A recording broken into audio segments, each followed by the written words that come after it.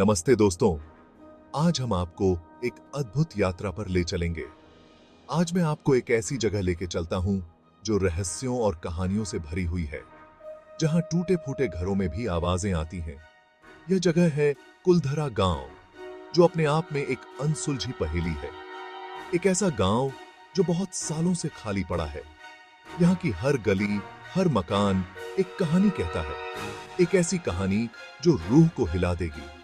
यह गांव कभी खुशहाल था, लेकिन अब यहां सिर्फ सन्नाटा है। यह कहानी है राजस्थान के कुलधरा गांव की। एक समय था जब यहां की गलियां लोगों की हंसी और खुशियों से गूंजती थीं। जहां कभी लोग खुशी से रहते थे, ऐसा क्या हुआ कि यह गांव अचानक वीरान हो गया। आज वहां सिर्फ सन्नाटा है। कहते हैं यहां एक श्राप है जो इस गांव को वीरान कर गया। लोगों का मानना है कि आज तक किसी को यहां रहने नहीं दे रहा। यह श्राप कैसे और क्यों लगा, इसके पीछे की कहानी बहुत ही अट्रैक्टिव है। इस श्राप के पीछे की कहानी जानने के लिए हमें इतिहास के पन्नों में एक नजर झांकना होगा। तो चलिए आज हम सब मिलकर इस गांव के पीछे का राज जानने की कोशिश करते हैं। क्या यह सिर्फ एक कहानी है या फिर सच में कोई सच्ची घटना है? क्या यह लोगों के जरिए फैलाई हुई अफवाह है या फिर सच में कोई श्राप या बद्दुआ इस गांव को जकड़े हुए है?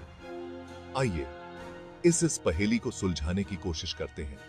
इस रहस्यमयी यात्रा में हमारे साथ बने रहिए और जानिए कुलधरा गांव की अनकही कहानी। राजस्थान की जमीन, जहां रेत के टीले जैसे इतिहास की कहानी सुनाते हैं।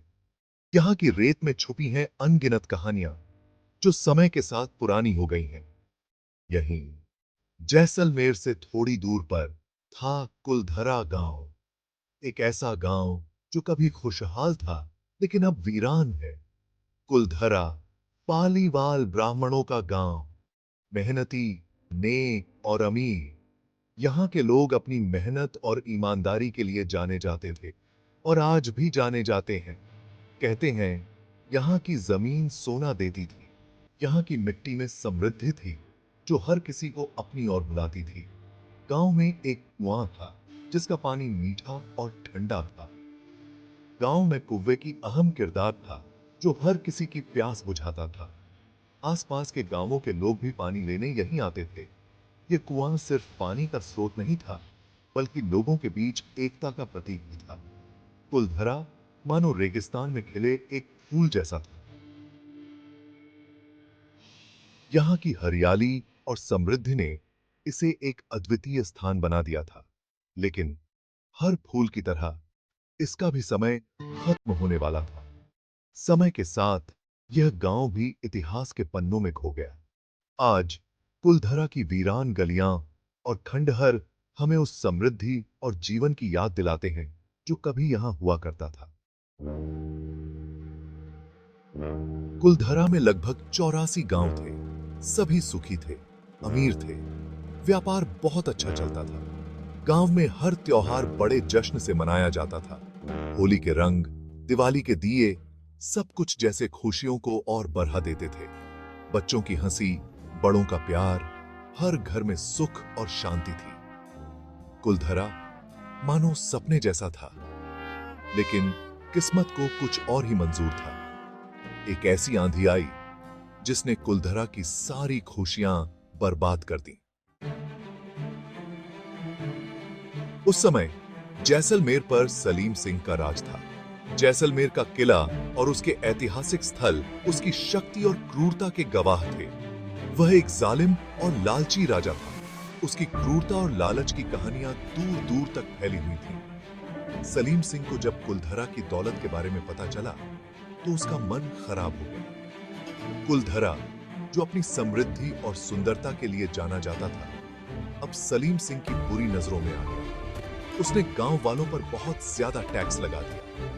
गांव वाले पहले से ही कठिनाइयों का सामना कर रहे थे और अब इस नए टैक्स ने उनकी जिंदगी और भी मुश्किल बना दी। सिर्फ टैक्स ही नहीं, सलीम सिंह की नजर गांव की एक सुंदर लड़की पर भी थी। वह लद्दाखी अपनी सुंदरता और सादगी के लिए पूरे गांव में मशहूर थी। उसने गांव वालों से कहा कि वह उस लड़की से शादी करना चाहता है।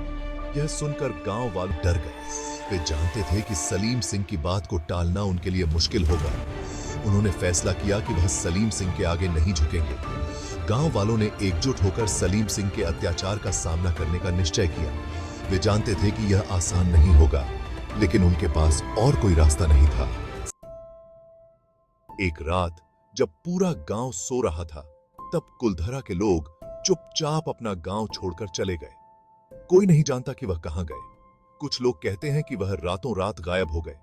जाते जाते उन्होंने कुलधरा को श्राप दिया। उन्होंने कहा कि जो कोई भी इस गांव में रहने की कोशिश करेगा वह बर्बाद हो जाएगा। बस फिर क्या था? उस रात के बाद से आज तक कुलधरा एक खाली गांव बना हुआ है।